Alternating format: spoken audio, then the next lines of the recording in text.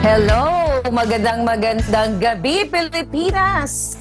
Sa lahat ng aking mga palangga, Admar and Jade, at syempre sa field, si MJ.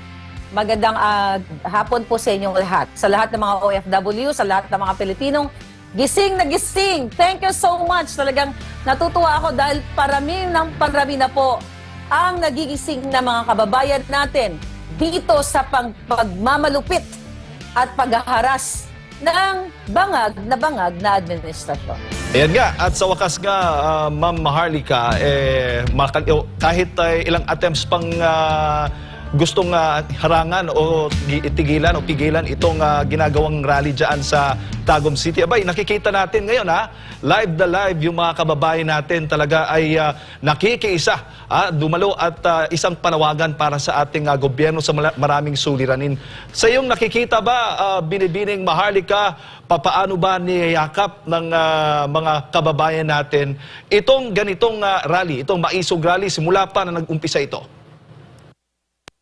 Well, kitang-kita po na ang ating mga kababayan, sabi ko nga kanina, ay gising na gising, niyayakap nila at sinusuportahan nila itong maisog o hakbang ng maisog at ang nangyaring pag-prayer rally natin sa Liwasang Bonifacio. Dahil ito po ay epekto ng panggigipit ng gobyerno. Imagine ninyo, di ba, ang paggigipit dito kay Governor, Davao del Norte Governor Edwin Ubahib, na kung saan tinanggal na lang na walang due process yung pagkaroon nila ng aberya dyan sa runway sa Davao del Norte para ma-delay yung pagpasok ng mga tao mula sa Metro Manila to support at yung pag-brown out o power failure daw na mukhang intended para po kayo ay masabotahe. So again, dahil sa ganitong mga opresyon at supresyon na ginagawa ng gobyernong ito, lalo nilang ginagalit ang taong bayan. Kasi nakikita ng mamamayan, hindi lang sa Pilipinas, kundi sa buong mundo, yung intimidation, yung harassment, yung, again, diktadorya, dictatorship na sinusupil ang ating kalayaang magpahayag, kalayaang magtipon, kalayaang magbalita, katulad ninyo sa SMNI. Alam naman ng buong mundo yan kung ano nangyari sa inyo. Na sana ang gobyernong ito, kung hindi bangag na bangag at pulboronic, ay what? Dinggin niya ang hinaing ng taong bayan. Nakalagay po yan sa ating Bill of Rights, mga palangga, na may kalayaan. Alam din niya ni Lisa, Abugaga, pero binabaliwala nila ang ating batas, nilalapastangan nila ang ating konstitusyon. Nakalagay po yan na mayroon tayong malayang pamamayag, pagtitipo na kapag tayo ay dumadaing dahil sobra na ang opresyon, suppression, panggigipit, panghaharas, kailangan natin magtipon at kalayaan po natin yan. Pero anong ginawa sa atin? Diba? Gusto tayong patahimikin lahat. Ayaw nilang matuloy itong maisog rally na ito. Ano ibig sabihin yan? Kailangan na magsalita ang taong bayan at hindi natin dapat payagan na ipagpatuloy ng mga walang hiyang ito ang paggigipit sa atin. Imagine ninyo kung gusto nyong magkaroon ng matinong pamayanan. Imagine ninyo na ipagpatuloy ni Marcos Jr.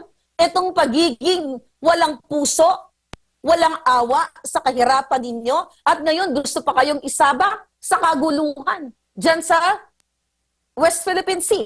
Gusto kayong ibala sa kanyon. Kaya lagi ko pong sinasabi sa aking mga vlog, halos everyday, na kailangan yung gumising. Dahil ang usapin dito, wala na po itong political color. Ang usapin natin ngayon, yung kinabukasan ninyo, ang inyong kaligtasan, ang inyong kalayaan na sa munting tinig ninyo, gusto kayong busalan. So yan po, kaya every day sa aking vlog, galit po ako, gigil ako, at hindi na ako makapaghintay pa na mawakasan na ang pang-aapi ng mga bangag na nasa administrasyon. Papaano po yan, Binibining Maharlika, kung patuloy na magbibingi-bingihan ang pamahalaan dito sa mga panawagan ng ating mga mamamayan? Well, again, matagal na sila nagbibingi-bingihan. Jade, kung ang taong bayan, sabi ko nga, ang nagluklok sa mga politiko, o katulad ni Marcos Jr., na questionable pa ang paggaluklok sa kanya, dahil isa sa mga in-expose ni Attorney Glenn Chong, ang kanyang asawa na si Liza at sila ay nakipag konsabahan sa Smartmatic noong 2022. So ngayon, nakikita niyo na, mga kababayan, kung ano ang nangyayari. Nasa mga kamay ninyo. But kahit magbingi-bingihan ang gobyernong ito, kung tayo ay sama-sama, ang ating boses, makialam tayo. Dahil sabi ko nga, ito ay usapin ninyo, usapin ng ating mga susunod na henerasyon. Kung magbingi-bingihan sila, edi magsama-sama tayo, magsanib puwersa tayo, mag-speak up day tayo, dahil mas powerful ang boses ng taong bayan, ang boses ng katotohanan. Kaya nga tayo mayroong sinusunod na konstitusyon na kapag tayo ay supil na at tayo ay binubusalan, meron tayong kalayaan na manawagan, katukin, bulabugin ang gobyerno na ano tong ginagawa ninyo. Ginaganito nyo kami, nagtataas sa bilihin, sasalang nyo kami sa gera at kung ano-ano pa. Pero sa halip na solusyonan ni Marcos Jr. at ng kanya mga bangag na gabinete, gusto pa tayong gurgurin lahat. So, the only power na meron tayo is yung ating boses. Unahin natin yung pinalabas mong mga dokumento tungkol nga sa paggamit nitong illegal na droga ng Pangulo. May narinig ka na bang may interes ang Pangulong magpa-drug test sa gitna nga nitong mga panawagan nga na siya magpa-drug test kasunod nga nitong mga inilabas po ninyong mga dokumento mula sa PIDEA? Wala ka naman narinig, di ba? Wala tayong narinig, nagbingi-bingihan na nga at iniiba yung issue. Kumbaga ayaw nilang pag-usapan yung pinakamahalagang issue tungkol sa kanyang pagpupulburon. Ulitin natin, nabanggit na rin yan ng lahat ng mga magagaling, mga abogado, mga eksperto na nagsasabing na the only way to prove na si Kuting, na si Marcos Jr. ay zero or hindi siya nagpupulburon ay drug test. Pero bakit ayaw niya? Sabi nga ni Attorney Vic Rodriguez sa interview niya sa inyo, kung nagawa ni Marcos Jr. na magpapulburon test noong 2021 ng more than 2 minutes na nag-negative siya. Bakit ang hirap gawin? Dahil hindi namamatay-matay ang issue sa pulburon. At wala akong balak itigil ang issue tungkol sa pagpupulburon ni Marcos Jr. hanggat hindi niya nakiklear ang kanyang sarili sa buong Pilipino. Dapat niyang magpa-test. Ano ang kinatatakot ni Marcos Jr.? Bakit ayaw niyang magpa-test? 2 minutes nga lang, di ba? More than 2 minutes, natapos niya na. But this time, hindi dapat yung patago na test. Dapat open. Makikita ng taong bayan from the collection of specimen hanggang sa documentation, hanggang sa resulta, dapat makita natin. Baka mabudol na naman tayo. At ang problema din dyan, Binibining Maharlika, yung mga media network, yung ilang media, sinusupil din, hindi pinapalabas, ipinapakita nung nag-post nga yung isang media na nagpapasalamat pa nga dahil unang nag-post ng mga dokumento, dinilit, hindi na makita sa post nila. Papaano na lamang kung gano'n na lang ang ginagawa ng gobyerno na pag may kontra sa kanila, wala. Kawawa yung mga media o yung mga ordinaryong tao lalo na kapag nagsasalita laban sa kanila. Yun nga, Jade. Sabi ko, kung itong media na to, I think that was Daily Tribune, pangalanan ko na. Ang istorya po niyan, mga kababayan, nung nag-post ang Daily Tribune, nirepost nila, hindi naman sinabi actually ng Daily Tribune na 100% authentic itong ating, nang sinabi ni Maharlika. Kumbaga, ineko lang nila. So, napag-alaman ko yan na tinawagan ng presidential communication strategist nila na si Chavez, ang Daily Tribune, napag-alaman ko yan, ayon sa ating mga informante, mga puting ahas natin dyan sa loob, na tinawagan ng Daily Tribune para i-take down yung kanilang reposting tungkol sa pulburon. Ngayon, mga kababayan, anong ibig sabihin yan? Ibig sabihin, takot ang mga mainstream media o itong mga dyaryo, mga pahayagan, mga, yung mga broadcasting company, takot sila. At the fact na they have also power, yung kanilang platform. Meron din silang pera, hindi naman sila basta-basta lang na nag-iisang vlogger lang na wala silang capacity to fight laban dito sa mga kasinungalingan ng nasa gobyerno. Bakit hindi sila manindigan? Ang question ko dyan, not question, ang sagot dyan is dalawa lang. Duwag sila o tinatakot sila or pinoprotektahan nila ang kanilang negosyo. So again, vested interest or bumabahag ang kanilang buntot, ayaw nila manindigan dahil maaapektuhan ang kanilang negosyo. But I believe, if they are for the people, if they are for the truth, they will stand up like us. SMNI, ang lahat ng mga palangga ngayon na nandito, na nakikinig at nandiyan sa Davao del Norte, dapat ngayon, dapat itong mga media na ito ay tumayo sila. Pero nagbingi-bingihan din sila. Hindi sila naninindigan. And I thank you, SMNI, dahil napakatapang ninyong hinaharap itong mga bangag sa gobyerno. At marami pang mga pasabog pong ipapalabas po ninyo, Binibining Maharlika, kaugnay po dito sa drug issue ng Pangulo. Nako, napakadami ba? Kaya talagang tutok lang kayo dito sa SMNI and also sa mga vlogs natin.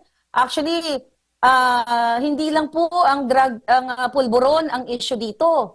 Gusto ko uli i-take ang opportunity na ito na kailangan din imbestigahan kahit na hopeless tayo na ang Kongreso at Senado ang involvement ni Maria Luis Cacho Araneta Marcos sa kidnapping o extraction ng minor de edad sa Turkey na kung saan siya ang naging kasabwat ng certain person na ito. I mean, kaibigan niya, pangalanan natin, si Chua, na business partner niya ayon sa aking source sa kanyang mga illegal na gawain. Si Lisa po ay kasabwat ni Francis Chua based dun sa mga information na nakuha ko na nag-kidnap sa mga bata sa Turkey na ngayon nga ay nasa Europa na at ang distressed mother na biniktima ni Lisa ay lumalaban din po sa Europa at sa ngayon ay pinoproteksyonan, okay, ng bansa kung nandoon siya dahil nakasalalay din ang kanyang buhay. May mga death threats siya at patuloy na tumatangis ang nanay na ito dahil sa kawalang hiyaan ni Lisa Marcos na naging kabahagi o naging mastermind ng pangingidnap sa dalawang bata. Actually, 5 dapat ang kikidnapin niya o extract niya. It just so happened na 2 lang ang nakuha, yung mother at yung 2 pang anak na iwan sa Turkey. Kaya mga kababayan, kaya nga hinahamon ko ang pinaka-powerful. Yun ang sabi niya, she is the most powerful in the Philippines. Now I challenge you, Lisa Marcos, file a case against me dito sa extraction na ito or kidnapping na ginawa mo na nakipagsabwatan ang DFA na si DFA Secretary din, Teddy Boy Locsin Jr., ang asawa niyang si Louie at mga taga-DOJ at ang mga tiwali sa AFP, marami yan sila. Mga kababayan, taas na upo ako na hindi ko susukuan at hindi rin po ako magpapasindak sa nagsasabing siya ay most powerful sa Pilipinas dahil hawak niya ang national budget, hawak niya ang mga tiwali sa AFP, PNP at sa lahat ng ahensya ng gobyerno. China-challenge ko siya na magkaso siya, hindi sa Pilipinas. Sa Amerika o sa ibang bansa, magkaso siya kung anong gusto niya sa inaakusa ko sa kanyang siya ay mastermind ng kidnapping o extraction na naganap sa Turkey. Nako, may drug issue at may kidnapping issue. Ito yung mga issue ngayon na kinakaharap, no? Na sinasabi po ninyo, Binibining Maharlika, laban sa pamahalaan, lalo na sa mga Marcos. Kaya lang, ang tanong, sana maimbestigahan ng Kongreso, ng Senado at ng Kamara itong issue pong ibinabato po ninyo. Kasi iba pong issue yatang gusto nilang dinggin dyan sa Kongreso, itong sa West Philippine Sea. ay planong imbestigahan si dating Pangulong Rodrigo Roa Duterte tungkol daw di umano din doon sa gentleman's agreement. Yun nga, Jade, cover up yan. Dahil mismo si Marcos Jr., hindi niya alam ang ibig sabihin ng gentleman's agreement. Kahapon, nagpa-interview siya dito sa Washington, D.C. sa Amerika, na kung saan sinasabi niya na sa palagay daw niya, alam daw niya sa isipan niya na nagkaroon ng gentleman's agreement. Sabi niya, in my mind. Kaya nga sabi ko, hindi pwedeng in your mind. Bangag ka ba? Hindi mo pwedeng naisip mo lang na nagkaroon ng ganito nang wala kang pruweba. At the fact na naghanap kasi siya ng dokumento. Sabi niya, dapat daw may dokumento. Sabi ko, the word gentleman's agreement, kahit i-google nyo yan, i-google nyo yan mga palangga, ang ibig sabihin yan is mutual understanding between two parties, between China and the Philippines, which is yun ang pinag-uusapan natin. Pero gustong i-cover up ni Marcos Jr. ng kanyang mga bangag na mga gabinete ang issue sa pulburon, sa pagdudurog niya, ang issue sa kidnapping ng asawa niya. Gusto nilang ilihis kay Pangulong Duterte. Yun ang katotohanan niyan. Ito namang mga hudas sa Kongreso at Senado na mga taksil sa bayan, ang ating panawagan, ang aking ngangabels ay nag-i-echo na abot kahit sa ibang planeta, pero ayaw pa rin nila pansinin. It's either sila ay mga tuta ni Kuting, ni Marcos, or nakikinabang sila o sila ay walang mga balls. Kaya sabi ko nga, kung ayaw nila tayong pakinggan, ayaw ng Kongreso, ayaw ng Senado dahil ang Kongreso hawak ni Martin Romualdez yan, hawak nila lahat yan. Kaya nga sabi ko, ito yung pinaka-power natin. Kung ayaw nila tayong pakinggan, lumabas tayo lahat sa daan at magsalita. Kapag sobrang dami na tayo, I don't think na magtatagal pa yung mga yan. Oo, bago ko lang ipasa kay partner Admar Binibining Maharlika, may latest na pahayag ang Pangulo doon sa press con nga sa Amerika na kung saan willing siyang makipag-usap personally kay dating Pangulong Rodrigo Roa Duterte hinggil nga po dito sa agreement sa pagitan ng China. Ano po masasabi po ninyo? Alam mo si Marcos Jr., wag na kayo magtiwala dyan dahil napakasinungaling. You know, pasinungaling na at wala sa tamang kaisipan. Dahil kung ayaw niya na mag-escalate ang hidwaan o uminit ang hidwaan ng China at Pilipinas, dapat pag-upo pa lang niya, sinunod niya yung pinangako niya sa tao na magiging neutral lang siya. Na sinabi pa nga niya sa kampanya na nasa gitna lang siya, hindi siya kakampi sa China o sa amin dito sa Amerika dahil isang bahing lang ng dalawang bansang yan ay mawawala tayo sa mapa. Pero bakit siya nagbago? Ano ang reason? Doon dapat siya magpaliwanag sa taong bayan. Ano yung secret na pinag-usapan nila ng aking bansa dito? Bakit bigla siyang nagbago? Ano yung sekreto? Hindi yung sit down siya kay Pangulong Duterte para mag-usap. Kung gusto ni Marcos Jr. na ayusin ang Pilipinas at hindi kayo isa lang sa kaguluhan, yung pinangako niyang continuity na mga magagandang ginawa ni Pangulong Duterte, dapat sa unang araw pa lang nakipag-ayos na siya kung ang intensyon niya ay taong bayan, kung ang intensyon niya para sa kapakanan ninyo sa Pilipinas. Kaya yan ay etos lang or chika-chika boom-boom lang ng Marcos Jr. na yan para i-cover up again ang mga malalaking issue like drugs, kidnapping, and corruption. Lalo na dyan sa lottery, sa loto. Tignan nyo, at 2 days ago may nanalo na naman na loan better, 222 million. Mga kababayan, hindi pa ba kayo gising sa pangloloko ng gobyerno ni Marcos Jr.? Binibining Maharlika, magandang gabi si Admarto. Matagal nang isinagawa itong hakbang ng Maisog Rally, ngayon Defend the Flag na rin. At patuloy na isinusulong itong transparency, accountability, peace and security. At maliban dito sa peace rally, prayer rally na ito, meron ding isinagawa pang doon sa liwasan. Tingin mo ano yung naging impact nito sa taong bayan? Yung nakita mo ba na napupukaw na, nagigising na sa katotohanan ang taong bayan? Yes. Sabi ko nga, nasa exciting part na tayo. Admar, kung walang impact, ang ginawa ng unang pagtitipon natin sa Davao, sa Cebu, sa Liwasang Bonifacio, and now balik ulit tayo sa Davao. Bakit kailangan antalain ng gobyerno ang runway dyan sa Davao para i-delay? Ano to, nagkataon lang during the rally lang ngayon sa Maisog? Bakit nila i-delay? Bakit ngayon sila gagawa ng mga aspa-aspalto nila? Bakit kailangan sorpresahin si Governor Edwin Hubahib para i-suspend for 60 days na walang due process? Bakit patayan kayo ng, what do you call it? Bakit magkaroon ng power failure dyan? Ano ito, nagkataon, nagtatagpo lang kung wala kayong impact? Ibig sabihin, your voice, our voice, is so powerful right now.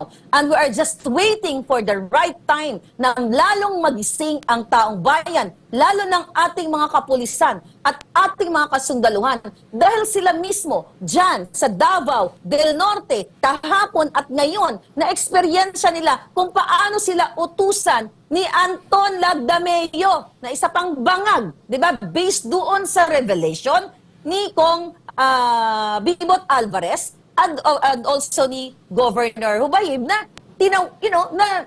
nakipag-communicate ang mga emisaryo ni Lagdameo para pigilan itong rally ng Maisog, itong hakbang ng Maisog. So ibig sabihin, nararatel sila o umiikot ang kanilang mga tumbong dahil dumadami ng dumadami ang nagigising na taong bayan. Ngayon, mga palangga, sabi ko, hindi na lang ito usapin ng SMNI, usapin ng Duterte, ito po ay usapin ng lahat ng Pilipino kahit anuman ang iyong political affiliation, anuman ang iyong religious belief, ito po ay usapin ng mamamayang Pilipino na tama na, wakasan na natin ang bangag na administrasyon bago kayo pulutin lahat sa kumunoy ng pulburon. Kumbaga, Binibining Maharlika, dito sa mga evento, mga pangyayari, bago itong peace rally ngayon dyan sa Tago, marami kasi mga issue, nandun yung suspension, yung nababanggit mo nga na maraming mga biglang lumitaw, pati yung brownout sa area ng Tagum na hindi inaasahan. No? Ito'y patunay ba na insecure kahit na sila ang nasa pamunuan ngayon? Sobrang insecure. Kung natatandaan ninyo, January 28, nagkaroon po ng kick-off rally si Marcos Jr. sa Quirino Grandstand. Bago mag-kick-off rally, nag-release siya ng internal memo sa lahat ng mga ahensya ng gobyerno para sa pilitan na umattend doon sa kick-off rally nila. Ginamit pa ang pondo ng DSWD na migay ng mga ayuda para doon pick-upin ng mga kawawang kababayan nating mahirap ang kanilang mga ayuda doon sa Quirino Grandstand noong January 28 para magmukhang madami pa ang sumusuporta kay Marcos Jr. Ang nakarating nga sa aking mga impormasyon doon at na-vlog na rin natin na itong mga government employees na puwersahan dahil doon sa internal memo na umattend doon sa kick-off rally ni Marcos Jr., dapat ay ang oras na yun ay para sa pamilya nila dahil ayaw nilang pumunta doon eh. Kaso lang, ang instruction sa kanila ng kanilang mga head na kapag hindi sila umattend, it's either tatamnan sila ng kaso ng gobyerno or hanapan sila ng butas o kung anuman ang pwedeng silipin sa kanila para sila ay parusahan kung sila ay hindi a-attend doon sa kick-off rally. Yan ngayon ang nangyayari kay Gov. Hubahib kung saan siya ay sinuspend dahil prior ng suspension niya ay kinausap siya ng grupo ni Lagdameo na huwag ituloy ang suporta sa hakbang ng Maisog. So ang pattern nila is very bangag. Maharlika, marami pong salamat sa inyong oras at panahon. Ngayon pong gabi, sa ulitin po, patuloy po kayo mag-ingat. Maraming salamat sa inyong lahat. Mag-ingat po kayo and I'm praying sana safe lang po hanggang matapos itong ating hakbang ng Maisog. Nakatutok po ako. God bless you all guys. Thank you so much. Maraming salamat si Binibining Maharlika live.